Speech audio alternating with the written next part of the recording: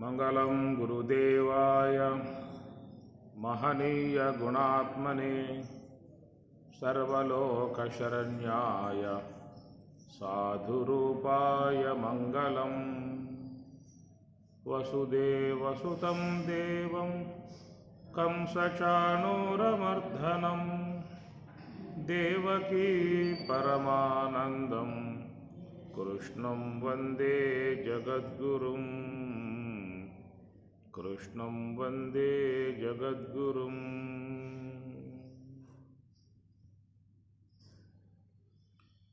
స్కందోపనిషత్తు. స్కందుడు అంటే కుమారస్వామి, మురగన్, పరమశివుని పుత్రుడు, ప్రియపుత్రుడు, దేవ సేనలకు అధిపతి. అచ్యుతోస్మి మహాదేవ తవ కారుణ్యలేశతః విజ్ఞానఘనయేవాస్మి శివోస్మి కిమతః పరం. న నిజం నిజవద్భాతి అంతఃకరణజృంభణాత్ అంతఃకరణనాశేన సంవిన్మాత్రస్థితో హరిః. న నిజం నిజవద్భాతి న నిజం నిజవద్భాతి అంతఃకరణజృంభణాత్ అంతఃకరణనాశేన సంవిన్మాత్రస్థితో హరిః. న నిజం నిజవద్భాతి అంతఃకరణజృంభణాత్ అంతఃకరణనాశేన సంవిన్మాత్రస్థితో హరిః. నా నిజం, నిజం అంటే వాస్తవం కాదు, నా నిజం వాస్తవం కాదు అన్నాడు. నిజవద్భాతి, నిజవత్తు నిజముగా ఉన్నట్లుగా, భాతి తెలియజేయబడుతున్నది. అంతఃకరణనాశేన, అంతఃకరణ జృంభణ, ఎందువల్ల ఆ విధంగా? ననిజం, ననిజం అంటే అబద్ధం, నిజం అంటే సత్యం, ననిజం అంటే అబద్ధం అన్నమాట. అవాస్తవం, అవాస్తవముగా ఉన్నటువంటి దానిని వాస్తవము అనే విధానముగా మనకి తెలియబడుతూ ఉన్నది. ఎందువలన అంటే అంతఃకరణ జృంభణాత్, అంతఃకరణము యొక్క వ్యవహార కారణముగా ఆ విధంగా మనకి గోచరిస్తూ ఉన్నది. అంతఃకరణ నాశేన, అంతఃకరణము నాశేన, నాశనం పొందగలిగితే సంవిన్మాత్రస్థితో హరిః. అట్టివారు మాత్రమే సంవిన్మాత్ర, చిన్మాత్ర, చేతనాత్మికమై ఉన్నటువంటి బ్రహ్మమునందు స్థిత హరిః, స్థిరత్వమును పొందే విధానం ఏర్పడుతుంది అని చెప్పినట్టు అంతఃకరణము యొక్క విజృంభణం అన్నటువంటి అంశాన్ని గురించి ఇక్కడ కుమారస్వామి వారు ప్రస్తావన చేస్తూ ఉన్నటువంటిది. అంతఃకరణ జృంభణము, అంతఃకరణము అంటే లోన ఉండి పనిచేసేటువంటి దానిని అంతఃకరణం అన్నారు. బయట ఉండి పనిచేసే వాటిని బహిఃకరణం. బాహ్యకరణములు అంతఃకరణములు. అంతఃకరణము అంటాము మామూలుగా, అంతఃకరణములు అని కూడా చెప్పే విధానం ఉన్నది. ఎందుకంటే ఇది మరి స్థూలదేహము, సూక్ష్మదేహము రెండింటి విధానములు కలిగి ఉన్నటువంటిది కాబట్టి స్థూలదేహ సంబంధ విధానము ఉన్నది, సూక్ష్మదేహ సంబంధ విధానము ఉన్నది. సూక్ష్మదేహ సంబంధముగా చూసినట్లయితే మరి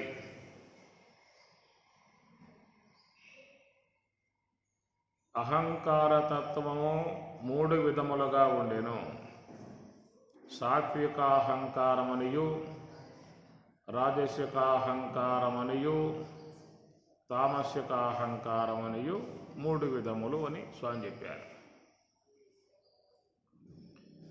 ఈ త్రిగుణాత్మిక అహంకార తత్వముల నుండి ఏర్పడ్డటువంటివి పంచతన్మాత్రలు, సూక్ష్మభూతములు అన్నారు. ఈ త్రిగుణాత్మిక అహంకార తత్వము నుండి ఏర్పడ్డటువంటివి పంచతన్మాత్రలు, ఇవి సూక్ష్మభూతములు అనే పేరు పెట్టారు. వాటిల్లో సాత్విక, రాజసిక, తామసిక ఈ 3 గుణాలు ఉన్నాయి. తన్మాత్రలలో 3 గుణాలు ఉన్నాయన్నమాట. ఆ 3 గుణాలలో పంచతన్మాత్రల యందలి తామసికాంశము చేత పంచభూతములు పుట్టెను. తన్మాత్రల యందలి తామసికాంశము చేత పంచభూతములు పుట్టెను. ఆకాశము, వాయువు, అగ్ని, జలము, పృథివీ అనేటువంటివి పంచతన్మాత్రలలోని తామసికాంశము చేత ఏర్పడ్డటువంటివి. అందువల్ల అవి జడాత్మికముగా ఉండే విధానం ఉంటుంది. ఇక పంచతన్మాత్రలలోని సాత్వికము, రాజసికము. సాత్వికము అనేటువంటిది మరి 5 జ్ఞానేంద్రియములుగా 5గా విభజింపబడి 5 జ్ఞానేంద్రియములుగా ఏర్పడగా మిగతా అర్ధాంశమే అంతఃకరణమయ్యను అంటారు. అంతఃకరణమయ్యను. అర్ధభాగం సాత్వికం అంతఃకరణము అని, సాత్వికములో అర్ధభాగం 5 భాగాలుగా అయి జ్ఞానేంద్రియములు అనేటువంటి విధానం. అట్లనే తన్మాత్రల యందలి రజోగుణాంశం, రజస్సు 2 భాగాలై, ఒక భాగం 5 భాగాలై కర్మేంద్రియములయ్యను రజస్ సంబంధముగా. మిగతా అర్ధభాగం ప్రాణశక్తి ఉదయించను. ఈ విధముగా మనకి సూక్ష్మ దేహంలో వచ్చే అంశములు. ఇక స్థూల దేహానికి వస్తే ఆకాశం 2, వాయువు 2, అగ్ని 2, జలము 2, పృథివీ 2 ఇది అంశాలు మనకు వస్తాయి. ఆకాశంలోని అర్ధాంశం అది జ్ఞాతగా పరిణమించగా మిగతా అర్ధాంశం 4 భాగాలై, ఒకటి వాయువులో చేరి మనస్సు, అగ్నిలో చేరి బుద్ధి, జలములో చేరి చిత్తము, పృథివీలో చేరి అహంకారము అని ఇది మనకు స్థూలదేహ పంచకరణలో వచ్చే అంశం. సూక్ష్మదేహ పంచకరణలో చూసినట్లయితే అంతఃకరణం ఒకటే ఉదయించిన విధానము. స్థూల పంచకరణ విధానములో అక్కడ మరి 4 భాగాలుగా విభజింపబడ్డటువంటి విధానం. అందుచేత వాయువాంశముగా మనస్సు, అగ్ని అంశగా బుద్ధి, జలాంశగా చిత్తము, పృథివీ అంశతో అహంకారము అని. కనుక ఈ స్థూల పంచకరణలో ఏర్పడ్డటువంటి యొక్క అంశములు ఒక అంతఃకరణముగా ఏర్పడ్డటువంటి దాంట్లో ఇవన్నీ కూడా చేరిపోయాయన్నమాట. అందువల్ల అంతఃకరణము 4 తరగలుగా పనిచేసే విధానంగా ఏర్పడింది. గోళకములు, స్థూలదేహ సంబంధంగా ఏర్పడేటువంటివి గోళకములు అని చెప్పిన అన్నారు. కనుక స్థూలదేహ బాబు అడుగుసో నువ్వు అడుబెట్టు అడుగుసో అంత నీవంగా చూస్తారు మళ్ళా. కాబట్టి అంతఃకరణం అనేటువంటిది చూసినట్లయితే సూక్ష్మదేహ పంచకరణగా చూసినట్లయితే ఒకటే. అది స్థూలదేహ భాగములో అది 4 అంశములుగా విభజింపబడి ఉన్నది కాబట్టి స్థూలదేహ సంబంధముగా ఏర్పడ్డటువంటి యొక్క వాటినేమో గోళకములు అంటారు. సూక్ష్మదేహ సంబంధముగా ఏర్పడేటువంటి వాటినేమో ఇంద్రియములు అని చెప్పని అంటారు. కనుక సూక్ష్మదేహ నిర్మాణ విధానములో ఒకటే అయినప్పటికీ కూడా స్థూలదేహ నిర్మాణ విధానాలలో 4 అంశములుగా దాని ఉన్నది కాబట్టి ఈ 4 ఉపాధులను వాడుకుంటుంది. 4 ఉపాధులలో ఒక్కొక్క సందర్భాన్ని అనుసరించి ఆ విధముగా అది ప్రవర్తించే విధానము ఉంటుంది. కాబట్టి అందువలన అంతఃకరణం ఒక్కటే అనే మాట వాడినప్పటికీ కూడా వృత్తి భేదాలను బట్టి మనస్సు, బుద్ధి, చిత్తము, అహంకారము అంటూ ఉన్నాం. వృత్తి భేదాన్ని బట్టి. ఎందుకంటే స్థూలదేహ సంబంధముగా ఏర్పడేటువంటి ఆకాశతత్వం నుంచి 4 అంశములుగా గోళకములు ఏర్పడ్డాయి. కాబట్టి ఆ 4 అంశములుగా ఏర్పడేటువంటి గోళకాలను అంతఃకరణం వాడుకుంటుంది. లోపల బయట ఏర్పడ్డటువంటి గోళకాలని ఈ సాత్వికాంశముతో ఏర్పడ్డటువంటి 5 ఇంద్రియాలు విభజింపబడి 5 భాగాలలో చేరి ఉన్నాయి. ఏవి? శబ్దమునందలి సాత్వికాంశము చేత,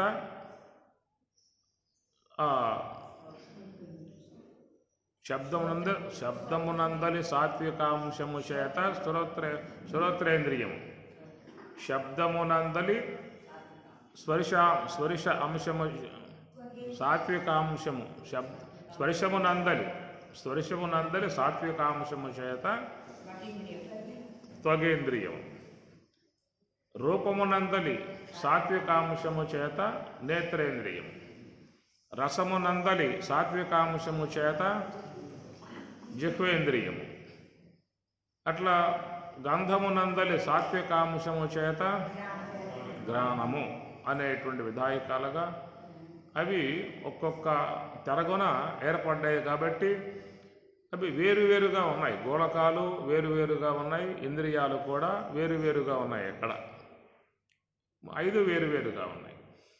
కాబట్టి వినాలంటే శ్రోత్రం వాడుకుంటాం, చూడాలంటే నేత్రం వాడుకుంటాం, రుచి గ్రహించాలంటే నాలుక వాడుకుంటాం. ఈ ప్రకారంగా స్థూల దేహంలో ఉన్నటువంటి గోళకాలు సూక్ష్మదేహ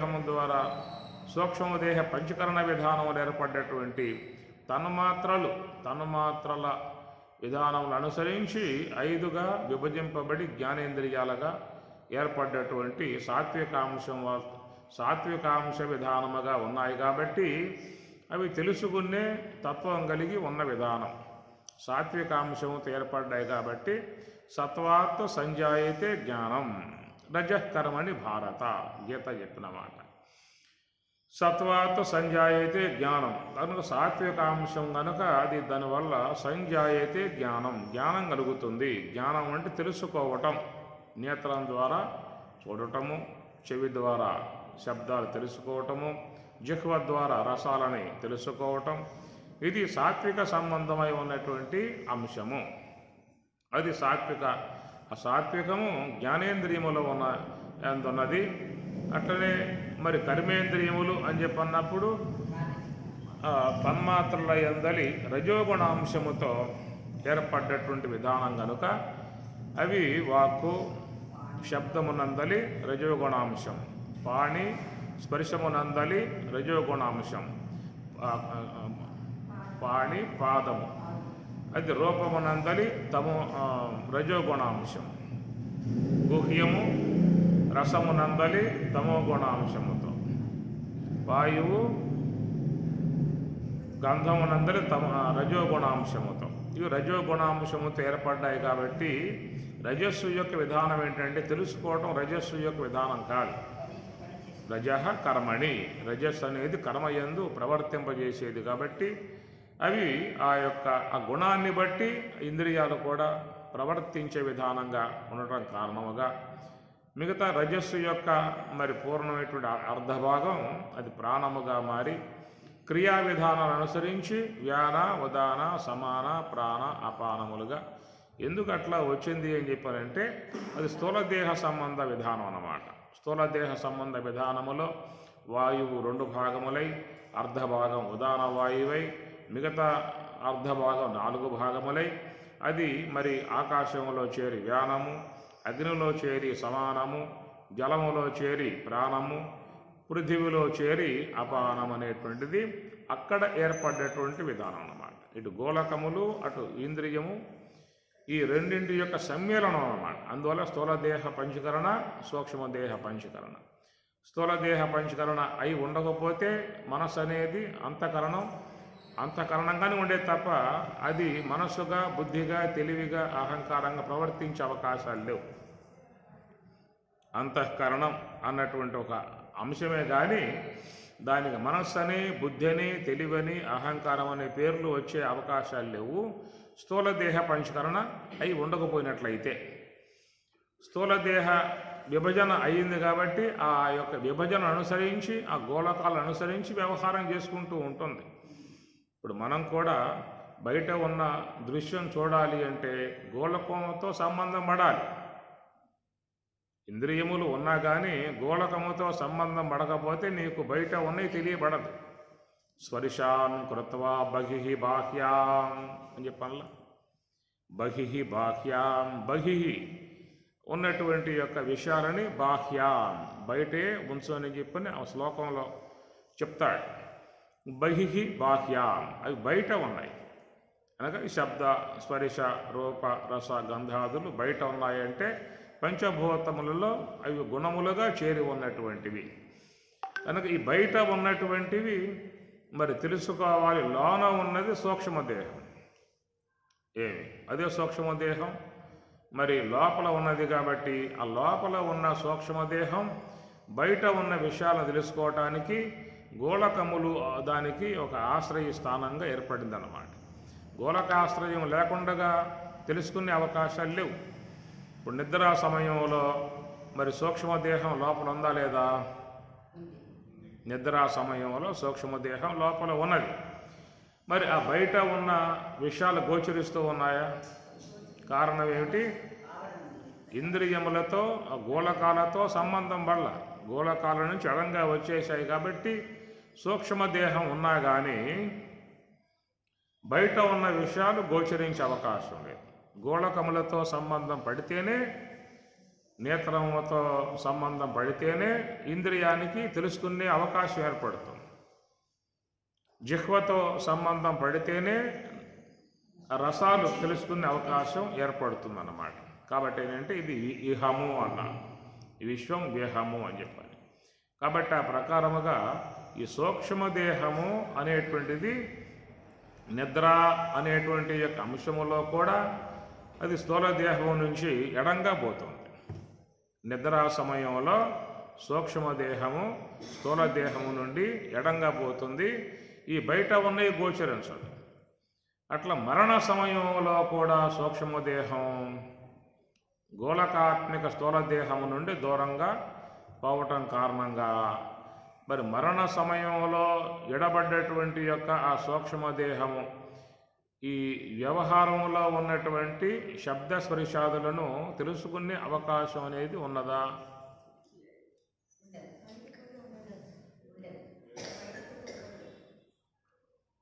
అది పొందాక చూసుకోవాలి. అది పొందాక చూసుకోవాలేమో. ఇది అనుభవంలో ఉన్న విషయమేగా. నిద్ర అనే అంశంగా స్థూల దేహం నుండి వేరవటం కారణంగా బయట ఉన్న విషయాలు తెలియకపోవటం అనేది ప్రతి ఒక్కరికి నిత్య జీవితంలో అనుభవం అవుతున్న అంశమే. తెలియట్లేదు కదా. నిద్రలోకి పోయినప్పుడు బయట ఉన్నాయి తెలియటంలా. నిద్ర లాంటిదే కదా అది, మహానిద్ర. ఈ తాత్కాలిక నిద్ర అది మహానిద్ర. కనుక ఆ నిద్ర పోతే అంత తేలిగ్గా లెగిసే అవకాశాలు లేవు. ఈ నిద్ర పోతే ఎవరైనా తట్టినా కూడా లెగవచ్చు, అలికడైనా లెగవచ్చు, లేదా నిద్ర అయిపోతే లెగవచ్చు. ఇట్లాగే ఇక్కడ సౌలభ్యాలు ఉన్నాయన్నమాట. ఇది మనకి సులభముగా లెగిసే అవకాశాలుగా ఉన్నటువంటి యొక్క నిద్ర. ఇక మహానిద్ర పోయింది ఏమిటంటే అది లెగవటానికి ఎంతకాలం పడుతుంది? మహానిద్ర అనేది లెగవటానికి ఎంతకాలం పడుతుంది?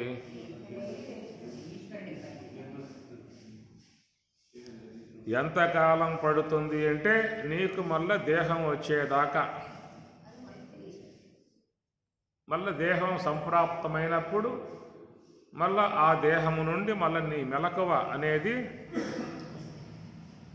అంతేనా? మళ్ళా ఈ దేహం పోయింది కదా, మహానిద్ర అని చెప్పి అన్నాం కదా. దేహం వదిలితే నిద్ర అని చెప్పనే కదా అర్థం. కనుక రోజువారీగా ఏర్పడే తాత్కాలికంగా ఏర్పడేటువంటి యొక్క నిద్ర అది సామాన్య నిద్ర అని, మరణ సంబంధముగా ఈ దేహము నుండి వెలువడేటువంటి విధానం, దేహము నుండి వేరు కావటం కదా నిద్ర అని చెప్పనంటే, దేహము యొక్క సంబంధాల నుంచి వేరు కావటం అనే అంశాన్ని నిద్ర అనే పదం పెట్టుకున్నాం, అంతేనా? కనుక ఈ దేహము నుండి వేరు కావటం అనేటువంటిది రోజువారీగా ఒక మరి ప్రకృతి విధానములో అందరికీ కూడా ఏర్పడినటువంటి యొక్క అంశము. ఇది సామాన్య నిద్ర, రోజువారీగా పొందే నిద్ర అన్నాం. మహానిద్ర అనేటువంటిది మనిషికి వస్తుంది, దానికి మరణము అనేది పేరు పెట్టుకున్నాం. సుషుప్తి అనే పేరు పెట్టుకున్నాం, దానికి మరణం అనే పేరు పెట్టుకున్నాం. ఇది దేహము నుండి వెలువడి ఎడంగా వెళ్ళే విధానమే. అది దేహం నుండి వెలువడి దేహానికి దూరంగా వెళ్ళిపోయే పరిస్థితి. ఇదేమో దేహానికి దూరంగా పోవటం వల్ల దేహంలోనే ఒక భాగంలో చేరి మళ్ళా ఆ దేహం నుండే బయటకు వచ్చే విధానం. కానీ మహానిద్ర అనేది ఏంటంటే ఇక దేహం నుండి పూర్తిగా విడబడిన అంశం కాబట్టి అది మహానిద్ర అని చెప్పనన్నాం. ఆ మహానిద్రలోకి పోయినటువంటి వాడు తిరిగి మరలా ఈ మెలకువ అనేటువంటి విధానంగా రావటం అని చెప్పనంటే ఇంకొక శరీరం ధరించగలిగితే మళ్ళా మెలకువ అనే అంశం వాడికి వస్తుంది. కనుక ఆ దేహం అనేది ఏంటంటే అది కర్మానుగుణ్యముగా వాడికి ఏ దేహం ప్రాప్తిస్తుందో కూడా చెప్పే అవకాశం లేదు. ఏ దేహం ప్రాప్తించినా కానీ రావచ్చు. మళ్ళీ ఈ యొక్క బాహ్య ఈ బహిర్ సంబంధమై ఉన్నటువంటి లోకాన్ని ఆస్వాదించటానికి, ఇక్కడ ఉన్నటువంటి యొక్క శబ్దాలు వినటానికి, దృశ్యాలు చూస్తానికి, రసాలు గ్రహించటానికి ఇదే కదా ఇక్కడ ఉన్న విధానం అంతా కూడా.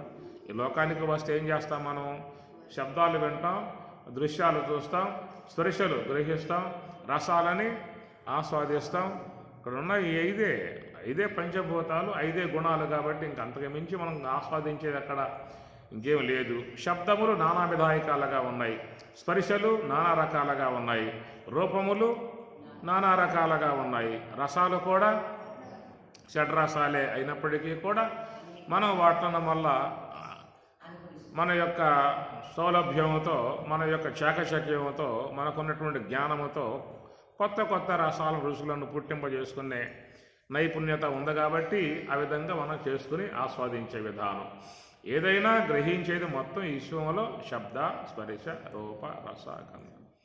కనుక వీటిని మళ్ళీ గ్రహించుకోవటానికి వీడు మళ్ళా ఏంటంటే మళ్ళీ ఇంకొక దేహం అనేటువంటి దాన్ని ధరించి మళ్ళీ మెలకువలోకి రాగలిగితే, నిద్రాణమై ఉన్నటువంటి యొక్క సూక్ష్మదేహము నిద్ర అనేటువంటి యొక్క దాంట్లో ప్రవేశించిన సూక్ష్మదేహము తిరిగి మరలా మెలకువలోకి రావటం అంటే గోళకాత్మికమై ఉన్నటువంటి స్థూలదేహ సంబంధం కలిగితేనే నీకు మెలకువ అనే అంశం. అది తాత్కాలికంగా వచ్చే నిద్ర కావచ్చు, లేదా మరణ సంబంధమై ఉన్న మహానిద్ర కావచ్చు. తిరిగి మరలా గోళకాలతో సంబంధం పెడితేనే బహిహి బాహ్య, ఈ బయట ఉన్న విషయాలని తెలుసుకునే విధానం ఏర్పడుతుంది. కాబట్టి కనుక సూక్ష్మదేహములోని జ్ఞానేంద్రియములకు 5 గోళకాలను ఏర్పాటు చేసి ఉన్న విధానం. ఇవి ఎవరు ఏర్పాటు చేశారు చెప్పండి? ఎవరు ఏర్పాటు చేశారు? అది మనమే ఏమన్నా చేసుకునే విధానాలు ఉంటే దాన్ని మార్పులు చేసుకుంటామా? మార్పులకి చేర్పులకి పరమాత్మ కూడా ఛాన్స్ ఇవ్వాల. ఇస్తే మనం కూడా ఏదన్నా కళ్ళు ఒక పక్క, చెవులు ఒక పక్క, నోరు ఒక పక్క,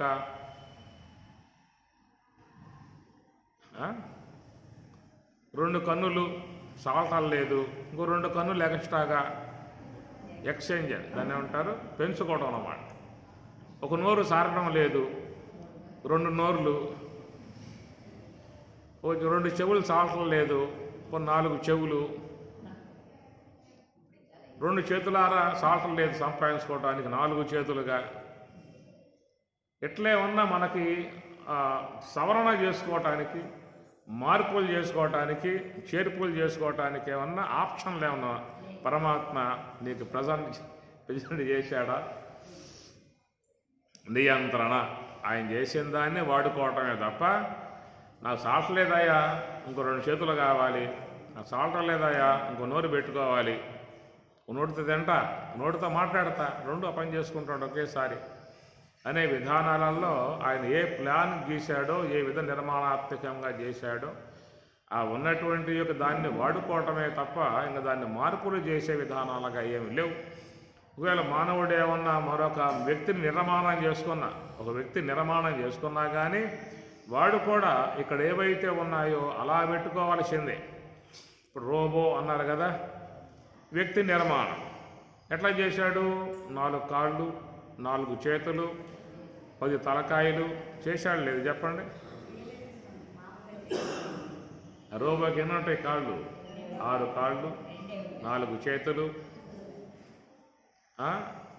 6 కన్నులు, ఇట్లా పెట్టాడు. ఏమన్నా దీన్ని అనుసరించాల్సిందే. ఇది ఎట్లా అయితే తలకాయ, కాళ్ళు, చేతులు, అవయవ కదలికలు అనే విధానంగా దీన్ని బట్టి రూపకల్పన చేసుకున్నటువంటి విధానం అక్కడ. ఎందుకంటే అది అంతకంటే మించి అవసరం అనిపించలే వాడికేమి, సరిపోయినాయి. అవసరం అనిపించడం లేదు, సరిపోయినాయి, చక్కగా వాడుకునే విధానం. కాబట్టి ఇదంతా కూడా ఒక ప్లానుగా ఈశ్వరుడు నిర్మాణం చేసినటువంటి విధానములో ఆయన స్కెచ్ ముందే గీసేసుకున్నాడు అన్నమాట. గీసేసుకుని చెవులు ముందు పెట్టకూడదు, పక్కన పెట్టుకోవాలి, కన్నులు వెనకాల పెట్టకూడదు, ముందు పెట్టాలి, నోరు కింద పెట్టుకోవాలి, దాని నాసికం పైన పెట్టుకుంటే బాగుంటుంది. ఎందుకంటే తినే పదార్థాల ముక్కుల నుంచి కింద పడతాయి, వాడికైతే ఇబ్బంది పడతాడు. అందువల్ల ఆ యొక్క నాసికం పైన ఉంటే బాగుంటుంది, నోరు కింద ఉంటే బాగుంటుంది, దాంట్లో పొనుగులు కూడా పెట్టుకుంటే బాగుంటుంది. ఎందుకంటే వాడు నమలాలి, పదార్థం నవలాలి, మింగాలి. కాబట్టి నలిగి బాగా నమిలితే త్వరగా జీర్ణమవుతుంది, రక్తంగా మారుతుంది, వాడి శక్తి ఏర్పడుతుంది అన్నటువంటి దానాలలో ఆ ప్రకారం అనుకోవటము. 4 కూడా అది ఎముక పెడితే అది వంగే అవకాశం లేదు కాబట్టి మాట్లాడాలంటే ఎముక అడ్డం వస్తుంది. కాబట్టి ఎముక లేకుండా నిర్మాణం చేసుకుందాం అని చెప్పి ఉద్దేశంతో 4 ఎముకలు లేకుండా ప్లానే కదా, స్కెచ్చే కదా, మొత్తం ఆయన చూసుకున్నాడు స్వామివారు. కాబట్టి ఈ ప్రకారం ఒక అద్భుతమై ఉన్నటువంటి నిర్మాణంలో ఏర్పడినటువంటి భాగాలు ఇవన్నీ కూడా. అందుచేత జ్ఞానేంద్రియ గోళకాలు, అంతరేంద్రియ గోళకాలు. అంతరేంద్రియ గోళకాలు లోపల ఉన్నాయి, బాహ్యేంద్రియ గోళకాలు బయట ఉన్నాయి. ఈ బయట ఉన్నటువంటి వాటిలో ఏందో జ్ఞానేంద్రియాలు చేరి ఉన్నాయి. అంతరేంద్రియములలో ఉన్నటువంటి అంతరగోళకాలుగా ఉన్నటువంటి ఆ భాగాలనే 4 భాగాలలో అది అంతఃకరణ ఒకటైనప్పటికీ కూడా సందర్భానుగుణ్యముగా ఆయా గోళకాలలో అది ప్రవేశించి వ్యవహారం చేసేటువంటి విధానము. అవి మొత్తం 4 గోళకాల లోపల ఉన్నటువంటివి. అది వాయుతత్వముగా ఏర్పడినటువంటిది మనస్సు, అగ్నితత్వముగా ఏర్పడినటువంటిది బుద్ధి, జలతత్వముగా ఏర్పడినటువంటిది చిత్తము, పృథ్వీ తత్వముగా ఏర్పడినటువంటిది అహంకారము అని చెప్పని ఈ యొక్క అంశముల మాత్రం ఆకాశమే. అంశముల మాత్రం 4 భాగాలు ఆకాశ అంశములు. కాబట్టి ఆకాశ అంశములు కాబట్టే అవి అంతర ఇంద్రియాలుగా అంతర గోళకాలుగా కాగలిగాయన్నమాట. ఆకాశం 2 భాగములయ్యను, ఒక భాగం 4 భాగములయ్యను. కాబట్టి ఆకాశ అంశము, ఆకాశం అనేటువంటిది అది ఒక అద్భుతమైనటువంటి తత్వ విధానము. అది అంతరేంద్రియ గోళకాలకు ఉపకరించే విధానముగా ఆకాశాంశములను ఆయన ఏర్పాటు చేసినటువంటి విధానం. కాబట్టి మరి లోపల చేరి ఉన్నటువంటిది సాత్వికాంశముతో ఏర్పడినటువంటిది అంతఃకరణం అయినప్పటికీ కూడా స్థూల దేహము విధానంలో 4 భాగములుగా నిర్మాణాత్మకం జరిగింది. కాబట్టి ఆ గోళకములు లేకుండా ఇంద్రియము పనిచేసే అవకాశాలు లేవు. గోళకముతో సంబంధం ఉంటేనే ఇంద్రియం పనిచేసే విధానం. కాబట్టి మరి లోపల అంతఃకరణం ఒకసారి మనస్సుగా, ఒకసారి బుద్ధిగా, ఒకసారి తెలివిగా, ఒకసారి అహంకారంగా పనిచేయాలని చెప్పనంటే అవి మరి ఈ స్థూల దేహ విధానంలో ఏర్పడినటువంటి గోళకాలు లోపల ఉన్నాయి. కాబట్టి ఆ ప్రకారంగా అంతఃకరణం ఒక్కటే అయినప్పటికీ కూడా స్థూల దేహ సంబంధముగా ఏర్పడ్డ గోళకాలు 4 ఉండటం కారణముగా ఆ 4 యందు తన యొక్క ఉనికి కలిగి వ్యవహరించేటువంటి విధానము అయితే అంతఃకరణం అని చెప్పి అన్నప్పుడు ఎక్కువ శాతం మనం మనస్సునే గ్రహిస్తాం. కాబట్టి మనస్సు అనేటువంటి యొక్క భాగమే ఎక్కువ శాతంగా మనలో పనిచేసే విధానం ఉన్నది. అనగా బుద్ధి, చిత్తము, అహంకారము అనేటువంటివి సందర్భోచితముగా వాటి వ్యవహారం ఉంటుంది తప్ప ఎక్కువ శాతం మరి ఈ వాయుతత్వంతో ఏర్పడ్డటువంటి మనస్సు అనేటువంటి గోళకమునందే అది ఎక్కువగా నిలిచి ఉండి వ్యవహారం చేసేటువంటిది.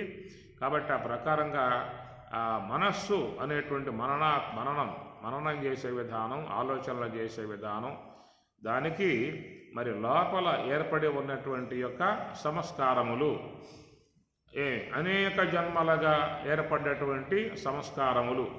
అయితే ఈ ప్రకారంగా మనం చెప్పుకున్నట్లుగా ఈ స్థూలదేహ సంబంధమై ఉన్నటువంటి నిర్మాణాత్మకము కానీ, సూక్ష్మదేహముగా ఉన్న నిర్మాణాత్మకము కానీ, ఇవన్నీ కూడా ఎప్పుడు జరిగాయి?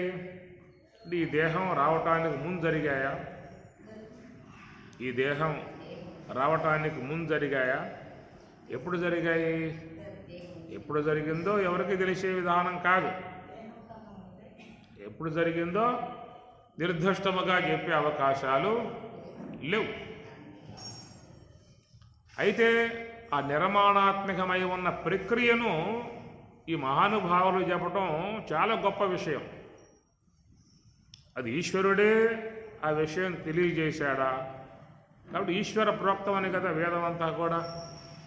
అందుచేత ఈశ్వరుని చేత నిర్మాణం చేయబడ్డటువంటి యొక్క అంశాన్ని కనుగొని ఆ విషయాన్ని మరి బహిర్గతం చేసే విషయం కూడా చాలా గొప్ప అంశం. అది ఆయనగా ఎవడికి చెప్పడగా ఆయన వచ్చావు, నీకేమన్నా నీ మనస్సు అయ్యా ఎట్లా చేశాను, నీలో బుద్ధి ఉంది కదా ఎట్లా చేశాను, నీలో ఉన్న చిత్తాన్ని ఎట్లా చేశాను, నీలో ఉన్న అహంకారాన్ని ఇట్లా చేసి పెట్టాను నేను అని ఆయన ఏమన్నా వచ్చి నా సందేశాత్మహి అని చెప్పడం జరుగుతూ ఉన్నదా? చేసేసాడు. కనుక ఆ చేయబడ్డటువంటి యొక్క ఈశ్వర కార్యాన్ని ఎలా జరిగిందనేటువంటి విషయాన్ని కూడా కనుగొనేటువంటి యొక్క విధానంలో పోగలిగిన అంశం మహర్షులకు గొప్ప విషయం. మనం ఏనాడైనా విచారించామా?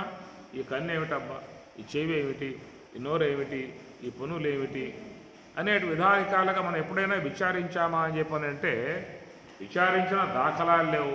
ఒకవేళ విచారించినా నీకు ఆ అంశాలు గోచరించే అవకాశాలు కూడా లేవు. కనుక వాళ్ళు చెప్తేనే మనకు ఆ విషయం తెలియబడే అవకాశం. కాబట్టి అలాంటి అంశాలని మహర్షులు చక్కగా గుర్తించి ఇట్లాగా ఏర్పడినటువంటి ఈ అంశముగా వాళ్ళు చెప్పే విధానం. కాబట్టి దాన్ని బట్టి మనకి స్థూలదేహ పంచకరణ అనే అంశము వచ్చింది, సూక్ష్మదేహ పంచకరణ అనే అంశం రెండు రావడం కారణం ఏంటంటే మహాత్ములు అంశాలను బాగా తపస్సు ద్వారా గుర్తించి ఇలా జరిగింది అన్న విషయాన్ని వాళ్ళు మనకి వ్యక్తపరిచారు. సరే, ఈ విధముగా ఉన్నటువంటి దాంట్లో అంతఃకరణ జృంభణాతో, అంతఃకరణం అనేటువంటి జృంభణము అనే విషయం దాంట్లో చేరి ఉన్నది. ఆ జృంభణము అనేటువంటిది ఎక్కువగా మనసు అనేటువంటి యొక్క భాగంలో చేరి ఉందన్నమాట. ఎక్కువగా చూసినట్లయితే మనసు అనేటువంటి భాగములో చేరి ఉన్నది. అంతఃకరణ జృంభణము అనే విషయం చూసినట్లయితే దాంట్లో బుద్ధి యొక్క అంశం కూడా ఉందగా. బుద్ధి యొక్క అంశములో చేరి ఉన్నటువంటి జృంభణం అది కూడా మనం గమనించుకోవాల్సిన అంశం. అంటే అంతఃకరణంలో మరొక భాగముగా ఉన్నటువంటి అహంకారం, దాని యొక్క జృంభణం అనేది కూడా ఉంది. కానీ ఎక్కువ శాతం మనకేంటంటే ఈ మనస్సు యొక్క జృంభణం అనేటువంటిది ఎక్కువగా మనకి వ్యవహారంలో బయటపడుతూ ఉన్నది. కాబట్టి మనోభాగములో చేరి ఉన్నటువంటివి మరి నానా రకాలై ఉన్న కర్మవాసనలన్నీ కూడా మనస్సు అనేటువంటి దాంట్లో చేరి ఉన్నాయి. తర్వాత మరి ఈ ఆస్త్రీ సంబంధమై ఉన్న గుణాలుగా చెప్పేటువంటి దంభో దర్పోభిమానశ్చ క్రోధ పౌరుషమేవ చ అజ్ఞానం అభిజాతస్య పార్థ సంపదం ఆసురీం. ఆసురీ సంబంధముగా రజోగుణ సంబంధమై తమోగుణ సంబంధమై ఉన్నటువంటి గుణాలన్నీ కూడా ఎక్కువగా ఆ యొక్క బుద్ధి అనేటువంటి యొక్క భాగములు అవన్నీ ఇక్కడ చోటు చేసుకుని వ్యవహరిస్తూ ఉన్నాయి. ఏం చెప్పాను?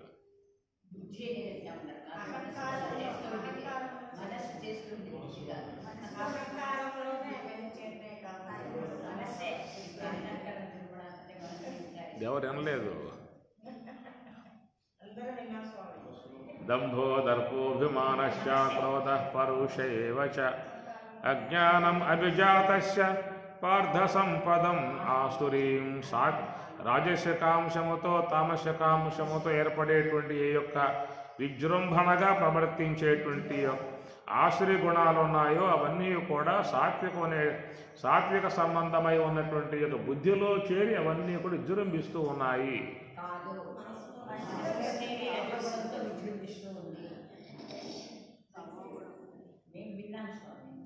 చాలామంది మౌనం అంగీకారం కదా, నిజమే, దాంట్లో చేరు ఉన్నాయి.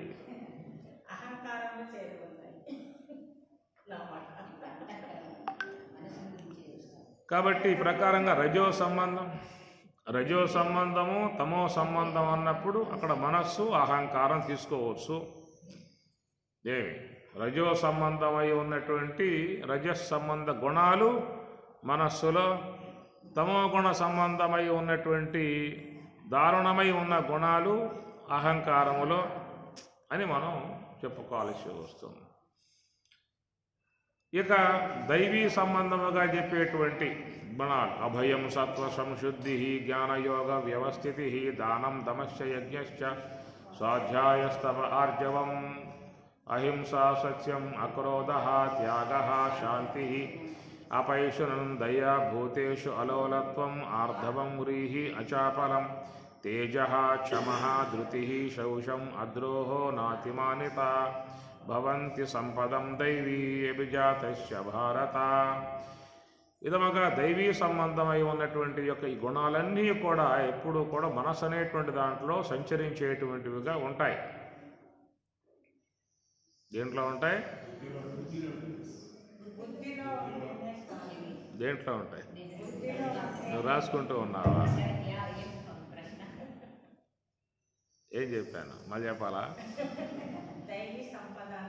దైవీ సంపత్తుగా అది కనుక ఈ దైవీ గుణాలుగా ఉన్నటువంటివన్నీ కూడా దేంట్లో ఉంటాయి? బుద్ధి అనే దాంట్లో. ఎందువల్ల అంటే బుద్ధి అనే దాంట్లో ఉండటం కారణం ఆకాశం యొక్క పరగభాగము అగ్ని అర్ధాంశమునకు ఒక అవకాశం ఇవ్వటం కారణముగా బుద్ధి అనేటువంటిది ఏర్పడింది. కాబట్టి బుద్ధి అనేటువంటిది అగ్ని అంశతో చేరి ఉండటం కారణముగా అది శుద్ధముగా ఉండే విధానం. పావక అన్నారు కదా, అగ్నిని పావక అన్నారు కనుక ఆ పవిత్ర విధానము బుద్ధి యందు చేరి ఉన్నటువంటి అంశము అది. ఇప్పుడు మనం చూడండి, అది ఆలయానికి పోతే చక్కగా బొట్టు పెట్టుకొని మరి నమస్కార విధానముగా స్వామివారి ముందు వినమ్రులమై నిశ్చలముగా ఏం మాటలు లేకుండా, రాజకీయ మాటలు లేకుండా, ఆడ ఎవరి గురించి ఆలోచన లేకుండా అమ్మవారిని జపం చేస్తూ కూర్చునే విధానం ఉంటుంది ఆడ పోయిన తర్వాత.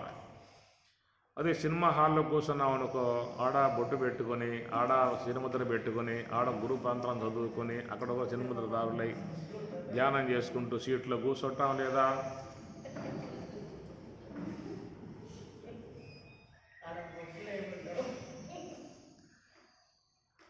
అందువల్ల అక్కడ పోతే అక్కడ ఉండే వ్యవహారం వేరు. ఇట్లాగా ఆయా స్థానాలలో పోయినప్పుడు ఆయా స్థాన సంబంధ వ్యవహారమే ఉంటుంది. కాబట్టి అంతఃకరణమే అయినప్పటికీ కూడా అది రజస్ సంబంధంగా ఏర్పడ్డటువంటి యొక్క మనస్సు యొక్క భాగంలోకి, వాయు సంబంధం ఏర్పడ్డటువంటి యొక్క మనసు అనేటువంటి యొక్క భాగంలోకి ప్రవేశించినప్పుడు దాని యొక్క విధానాలు మారిపోతాయి.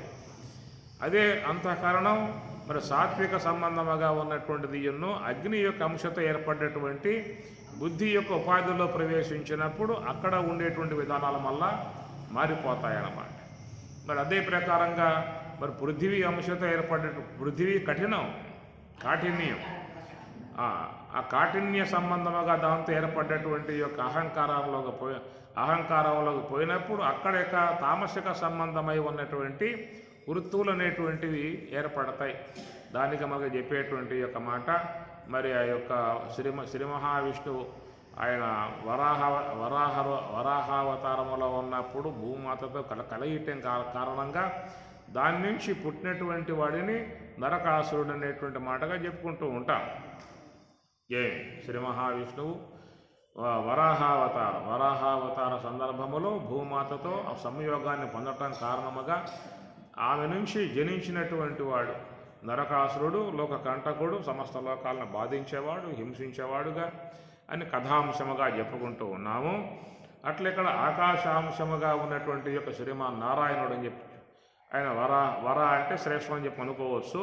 కాబట్టి ఆ విధముగా ఆకాశాంశము నుండి ఏర్పడేటువంటి పృథివీ సంయోగము ద్వారా ఏర్పడ్డటువంటి విధానమే అహంకారము అనేటువంటిది.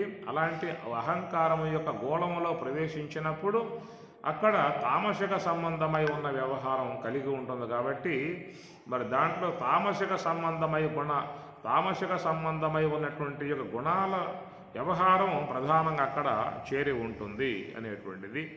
ఇట్లాగా ఇది మనస్సు అంతఃకరణం అనేటువంటిది ఈ ఎన్టీ రామారావు లాగా 4 పాత్రలు పోషించి ఈ వ్యవహారం వాడే దాన వీర శూర కర్ణ.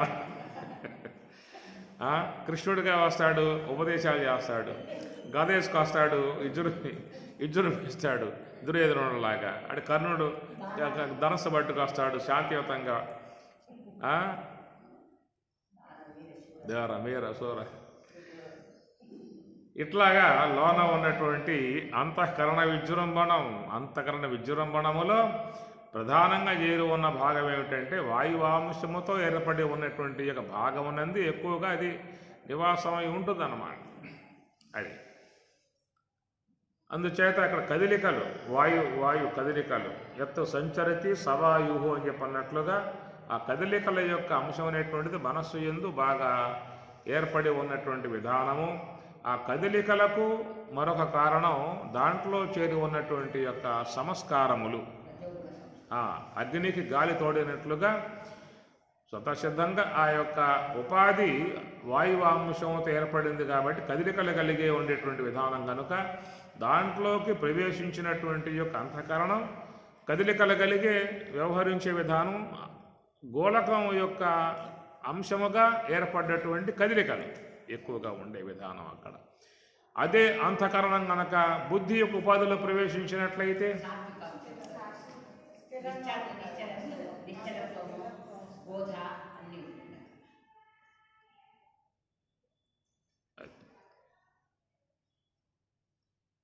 అదే అంతఃకరణం అహంకారం అనే ఉపాధిలోకి పోయి ఉన్నట్లయితే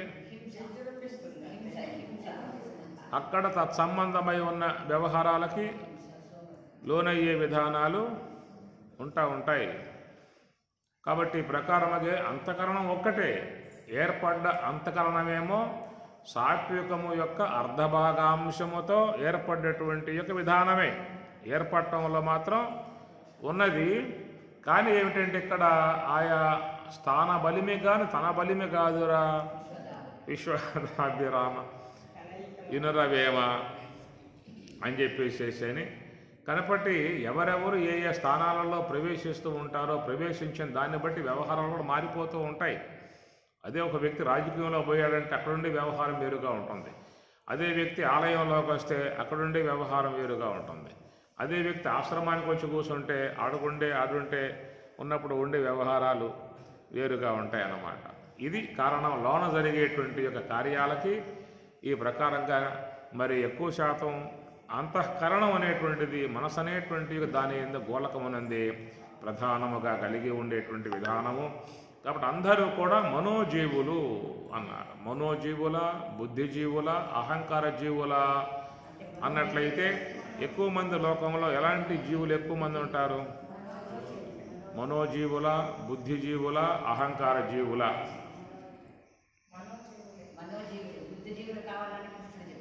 బుద్ధిజీవులు అంటే తాత్విక కోణములో నడిచేవారు, మరి మహాత్ముల తత్వ విషయాల శ్రవణం చేసేవారు, భగవద్భక్తి కలిగి భక్తిభావంతో ఉన్నటువంటి వారు, ధ్యానం బాగా చేసేవారు. ప్రధానంగా ధ్యానం చేయటం వల్ల మనలో బుద్ధిశక్తి బాగా పెరుగుతుంది. నివృత్తి మార్గం కనుక మనస్సుని అంశ యొక్క ఆశ్రయంలో పెట్టి అది భగవత్ సన్నిధి కాబట్టి మహాకారణం అనేటువంటిది ఇది భగవత్ సన్నిధి, ఈశ్వరుని యొక్క సన్నిధి. భగవంతుడు నెలకొని ఉన్నటువంటి ఎక్కువగా భగవంతుడు లేని స్థలం ఎక్కడ ఉందని అంతటా పరమాత్మ ఉన్నాడు కదా అనే మాట. ఇది సాధారణ అంశము. కానీ భగవంతుని యొక్క శక్తి మహిమ విశేషముగా ప్రసరిస్తూ ఉన్నటువంటిది అది మహాకారణము. భగవంతుడు దర్శనయోగ్యముగా నిలిచి ఉన్నటువంటి యొక్క స్థలము సుషుమ్న. భగవంతుడు సర్వత్ర అంతటా వ్యాపకమై ఉన్న విషయం శాస్త్రములు బోధిస్తున్న విధానం. సమో సర్వేషు భూతేషు తిష్టంతం పరమేశ్వరం. అంతటా బ్రహ్మం వ్యాపకమై ఉన్నదనేటువంటి యొక్క మాట. ఈ ప్రకారముగా బ్రహ్మము అంతటా వ్యాపకమై ఉన్నప్పటికీ కూడా అట్టి ఆ బ్రహ్మము జిజ్ఞాసువులకు యోగులకు దర్శనయోగ్యముగా ఏర్పడి ఉన్నటువంటి యొక్క విధానం ఎక్కడ అని చెప్పనంటే సుషుమ్న. బ్రహ్మమును దర్శించాలని చెప్పన్నట్లయితే ఎక్కడ దర్శిస్తారు? బ్రహ్మం అంతటా లేదా? సుషుమ్న కాడకే పోవాలా? అంతటా ఉన్నది. అయినా కానీ ఇప్పుడు అద్దము అనేది మట్టి నుంచే నిర్మాణమైంది అద్దం. అయినా కానీ ఆ అద్దంలో మన ముఖబింబం స్పష్టంగా గోచరిస్తూ ఉన్నది. మట్టి నుంచి ఏర్పడింది కదా, చూడు మట్టిలోనే.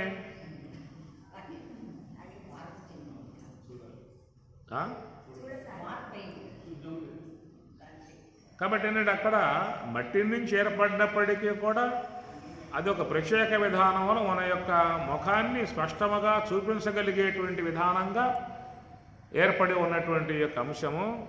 అట్లనే భగవంతుడు అంతటా వ్యాపకమై ఉన్నప్పటికీ కూడా అంతటా వ్యాపకమై ఉన్నటువంటి యొక్క భగవంతుని స్పష్టముగా చేయగలిగే విధానముగా ఏర్పడి ఉన్నటువంటిది సుషుమ్న అనేటువంటి ఒకనొక ప్రదేశం. అది దాని మోక్షద్వారం అనేటువంటి మాటగా చెప్పుకొచ్చారు. కాబట్టి ఆ ప్రకారముగా బ్రహ్మం అంతటా మన దేహములు అన్ని అవయవాలలో ఉన్నది, అన్ని భాగాలలో ఉన్నది. ఇందుగలడు అందులని సందేహము వలదు చక్రి సర్వోపగతుండు. కాబట్టి ఎందెందు ఎదుగు చూసినా అంతా ఉన్నాడు, అన్ని చోట్ల ఉన్నాడు. కాబట్టి ఉన్నటువంటి యొక్క అన్ని చోట్ల ఉన్నటువంటి దేవుణ్ణి దర్శించుకోవాలనేటువంటి యొక్క అపేక్ష ఉన్నటువంటి వారికి దర్శనయోగ్యముగా చేరి ఉన్నటువంటి యొక్క భాగం ఏదని చెప్పానంటే మనలో సుషుమ్న అనేటువంటి మాట. మన దేహములో 72,000 నాడీ ద్వారాలు, నాడీ మండలాలు. మండలం అంటే అనేక నరములు కలిసి ఒకే చోట చేరి ఉన్న జంక్షన్ బాక్సులను మండలం అని చెప్పనంట. అన్ని నాడులే దేహములో. కొన్ని చోట్ల ఏమవుతుందని చెప్పనంటే మనకు అట్లయితే ఆ వీధుల్లో ఇటు పోవటం ఇటు అన్నీ కలుస్తాయి అక్కడ, దాన్ని జంక్షన్ అని చెప్పని అంటాం. అట్లా మన శరీరంలో కూడా అలాంటి మండలాలు, దాని మండలం అని పేరు పెట్టారు. మండలం అంటే మనం ఇప్పుడు కొన్ని గ్రామాలు కలిసి మండలం అని చెప్పి అంటల్లా, అట్లా కొన్ని నరాలన్నీ కూడా అక్కడ జంక్షన్ అన్నమాట ఏర్పడితే అదని మండలం అని చెప్పి అన్నారు. ఇవి మొత్తం 72,000 నాడులు అనేటువంటి మాటగా చెప్పుకొచ్చారు. ఒక్కొక్క నాడిలో ఒక్కొక్క నిర్మాణాత్మక అంశాలు ఉన్నాయి దాంట్లో కూడా. ఇప్పుడు పిత్తం అనేది ఒక నాడీ మండలంలో, వాతం అనేది ఒక నాడీ మండలంలో, శ్లేష్మం అనేటువంటిది ఒక నాడీ మండలంలో, అట్లా ఇన్సులిన్ అనే ద్రవం ఉత్పత్తి అవుతుంది కదా, అది ఒక నాడీ మండలంలో. ఇట్లాగా దేహానికి అవసరమై ఉన్నటువంటి యొక్క ప్రక్రియలన్నీ కూడా జరిగేటువంటి రసాయనిక చర్యలు చేసే విధానంలో ఈశ్వరుడు లోపల దేహం యొక్క వరకు, దేహ రక్షణ వరకు జరుగుతున్నటువంటి యొక్క విధానం. ఇన్సులిన్ ఉత్పన్నం కాకపోయినా ప్రమాద స్థాయిలో పడతాము. వాతం ఉత్పన్నం కాకపోయినా ఇది ప్రమాదమే. పిత్తం ఉత్పన్నం కాకపోయినా ఇది ప్రమాదమే. శ్లేష్మం ఉత్పన్నం, అన్నీ సమానంగా ఉండాలి. మీకు బీపీ ఉందా? బీపీ లేదు కదా, లేకపోతే చచ్చిపోతాం. ఉండాలి, బీపీ ఉండాలి, షుగర్ ఉండాలి. లో షుగర్ అయినా, లో బీపీ అయినా ప్రమాదం, హై బీపీ అయినా, హై షుగర్ అయినా ప్రమాదం. షుగరు అందరికీ ఉండాలి, బీపీ అందరికీ ఉండాలి. ఎక్కువ శాతాల్లో పోకూడదు, తక్కువ శాతాల్లో పోకూడదు, ఉండాలి. నీ షుగర్ ఉందా, నీ బీపీ ఉందా అడిగితే లేకుండా ఎందుకు ఉంటాయి?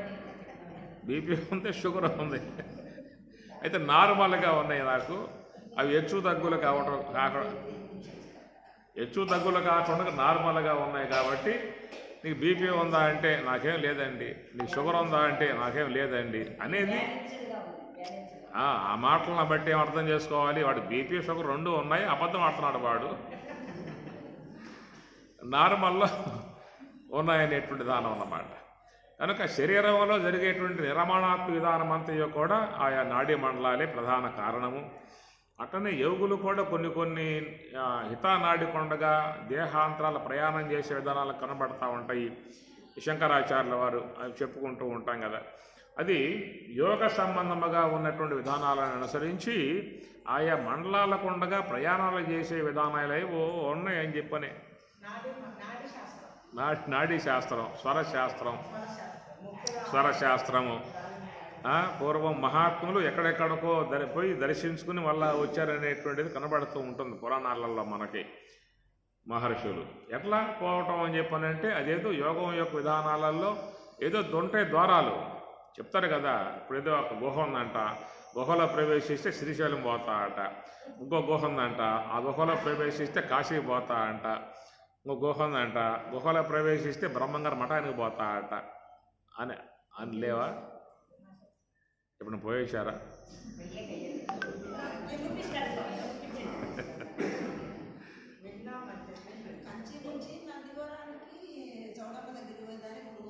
అయ్యా మీరేం పోయేశారా? మేమైతే పోలేదండి, ఇంటూ ఉన్నాము, అట్లా మార్గాలు ఉన్నాయని చెప్పేసి అనేటువంటి మాట.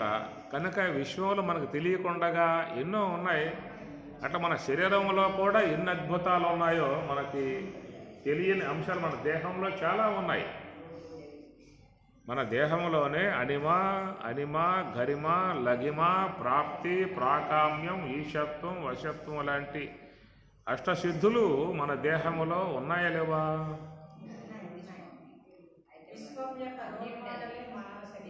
ఉన్నాయా లేవా?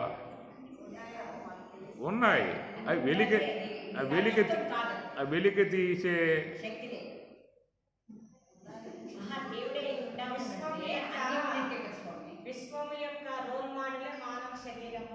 మానవ దేహంలో అన్నీ పెట్టేశాడు. మానవ దేహంలో అన్నీ పెట్టేశాడు. ఆ పెట్టినటువంటి యొక్క వాట్లను వినియోగింపజేసుకునే వాళ్ళు ఉన్నారు. ఆ వినియోగింపజేసుకునే విధానం లేకుండా వదిలిపెట్టి ఉన్నవాళ్ళు ఉన్నారు. ఎన్నో అంశాలు ఉన్నాయి. వినియోగానికి తెచ్చుకునే వాళ్ళు ఉన్నారు, వినియోగాన్ని తెచ్చుకోకుండా వదిలిపెట్టి ఊరికే ఉన్నవాళ్ళు ఉన్నారు. ఈనాడు మనకి విశ్వంలోకి ఎన్నో విజ్ఞానాత్మక అంశాలు వస్తూ ఉన్నాయి. విమానం లేదా విశ్వంలో, ర్యాకెట్ లేదా విశ్వంలో, టీవీ లేదా విశ్వంలో, ల్యాప్టాప్ లేదా విశ్వంలో ఇంతకుముందు ఉన్నాయిగా. బయటికి వచ్చాయంటే ఏమిటి? లేక వచ్చాయా, ఉండి వచ్చాయా? అవ్యక్తంగా ఉన్నాయి. వాడు బయట లాక్కొచ్చి అందరికి అందుబాటులోకి తీసుకొస్తూ ఉన్నాడు. ఇలాగా ఈనాటికి ఇన్ని చూసాం. ఇంకా మనం 100 ఏళ్ల కాలం ఉంటే ఇంకేం చూడగలుగుతాము? ఇంకో 1000 ఏళ్ల కాలం ఉంటే ఇంకెన్ని అద్భుతాలు మనం చూడగలిగే అవకాశం ఉన్నదో.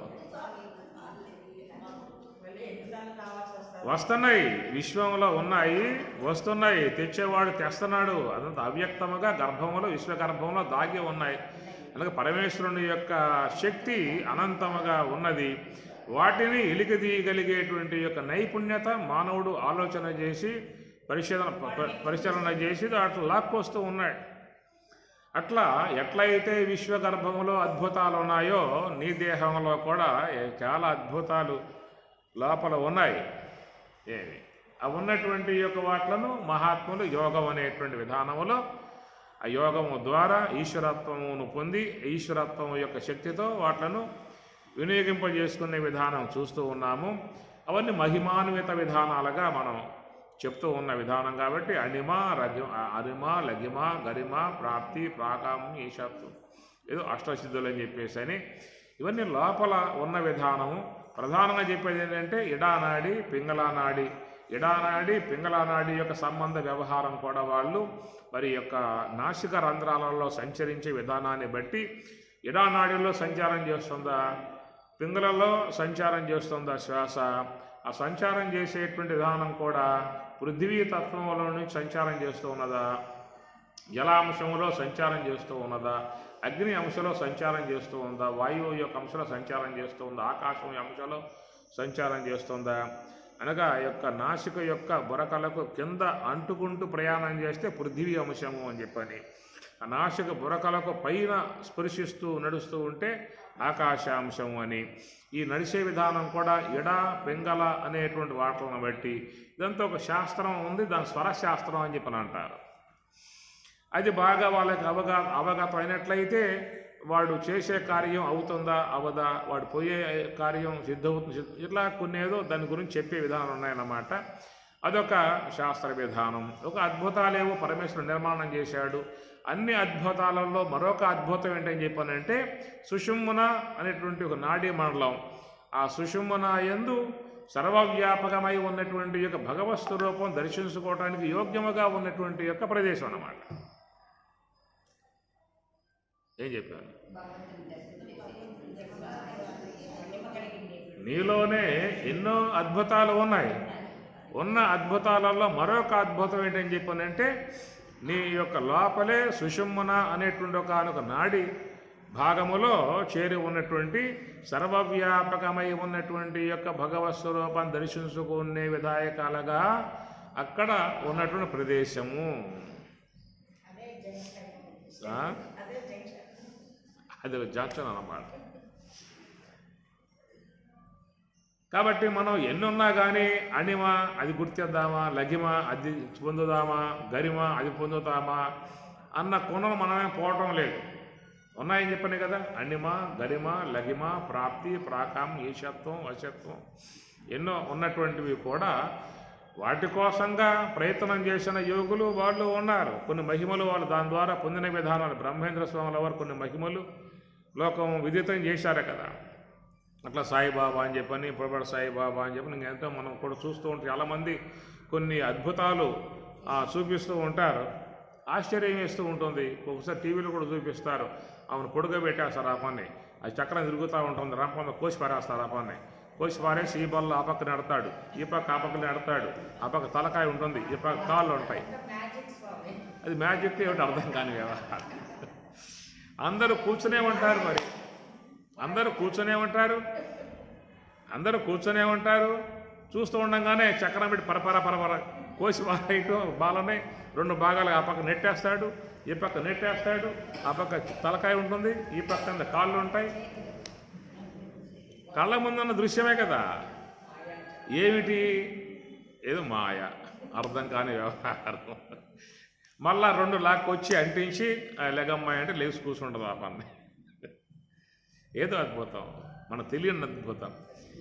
ఇలాంటి అద్భుతాలు ఏవో ఉన్నాయి మొత్తానికి. అవి చాలా ఆశ్చర్యం వేస్తుంది ఒకసారి చూస్తూ ఉంటే. ఎట్లా వీడు చేసే విధానాలు అని చెప్పేసి ఎట్లా ఏవో ఉన్నాయి, మనకు అర్థం కానీ చాలా చాలా చాలా ఉన్నాయి.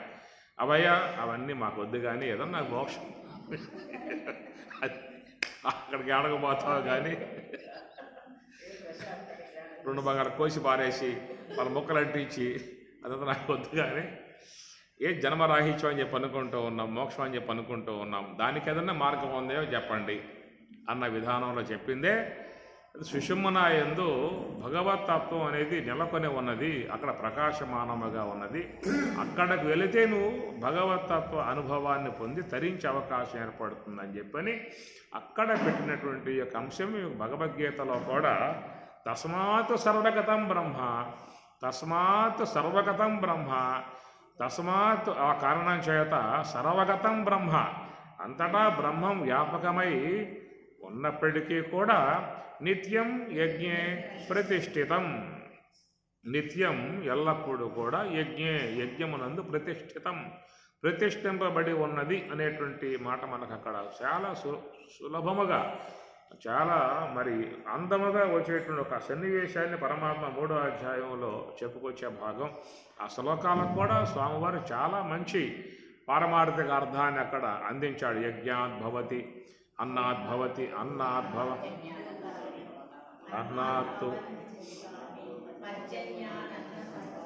యజ్ఞాద్భవతి పర్జన్యో యజ్ఞః కర్మ సముద్భవః కర్మ బ్రహ్మోద్భవం విద్ధి బ్రహ్మాక్షర సముద్భవం తస్మాత్ సర్వగతం బ్రహ్మ నిత్యం యజ్ఞే ప్రతిష్ఠితం. కనుక 2 శ్లోకాలకు చాలా మంచి అర్థం, దాంట్లో వివరణాత్మక అంశాలు ఉన్నాయి. అయితే మౌలికముగా ఉన్నటువంటి యొక్క అంశం ఏంటని చెప్పానంటే నిత్యం యజ్ఞే ప్రతిష్ఠితం. ఒక పదం వాడాడు, తస్మాత్ సర్వగతం బ్రహ్మ.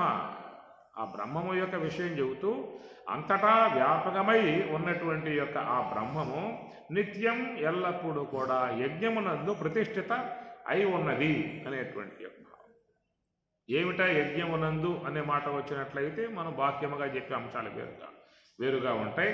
కాబట్టి బ్రహ్మము అంతటా వ్యాపకమై ఉన్నటువంటి యొక్క బ్రహ్మము నిత్యం యజ్ఞము అనేటువంటి అంశము అది సుషుమ్మున అనబడేటువంటిది. అది అంతర్యాగము అన్నారు, జ్ఞానయజ్ఞము అన్నారు, బ్రహ్మయజ్ఞము అన్నారు. అక్కడ సమస్తము కూడా వ్రేల్వబడతాయన్నమాట. అనేక జన్మలుగా నీలో చేరి ఉన్నటువంటి అన్నిటినీ కూడా సమూలముగా సశేషాలతో కూడా మొత్తం హోమములో కాల్చివేసేటువంటి యొక్క పని పెట్టుకోవటం అవుతుంది అక్కడ. ఇక నాకు వద్దనుకున్నావు కదా, నాకు అవసరం లేదేక, నాకు వాటితో పని లేదేక, నాకు వాటితో అవసరం లేదేక, ఎంతకాలం ఏదో జరిగింది అయిపోయింది. ఇక ఆ మొత్తం హోమగుండంలో కాలి చేయటము, ఇక నేను సమాప్తి చెప్పేయటము, వెళ్ళిపోవటం. ఓం శాంతి శాంతి శాంతి, అందరికీ టాటా టాటా టాటా అన్నటువంటి యొక్క విధానాలలో మరి ఎవరైతే పూర్ణ వైరాగ్యం కలిగి జిజ్ఞాస కలిగి ఇక వాళ్ళు ఈ జన్మల యొక్క పరంపరా ప్రవాహం నుండి బయటపడేటువంటి యొక్క ఉద్దేశంతో, భవసాగరం నుంచి బయటపడేటువంటి యొక్క ఉద్దేశంతో ఉన్నటువంటి వాళ్ళ కోసముగా చెప్పిన అంశము. అపేక్షలుంటే మాత్రం ఆ మార్గంలో పోకూడదు. అపేక్షలుంటే మాత్రం ఆడకపోకూడదు. ఏ అపేక్షలు లేవేక, అంత అయిపోయిందేక, అన్ని ముగింపు చేసుకున్నా, అన్ని సర్దుబాటు చేసేసుకున్నా, ఇక వెళ్ళిపోవడమే తరువాయాక ఇంక ఎవరో కూడా అవసరం లేదు, ఎవరితో అనుబంధాలు అవసరం లేదు, ఏ యొక్క దేహాలు అవసరం లేదు, ఏ లోకాల సంచారం చేసే విధానం కూడా అవసరం లేదు. ఇక అందరి నుంచి కూడా వెళ్ళిపోయి అంత్య ప్రణామాంజలి ఎనగద వచ్చేది మనకి. మాతరమేదిని తాత మారుత సఖే తేజ సుబంధో జలా, మాతరమేదిని అంత్య ప్రణామాంజలి అన్నాడు.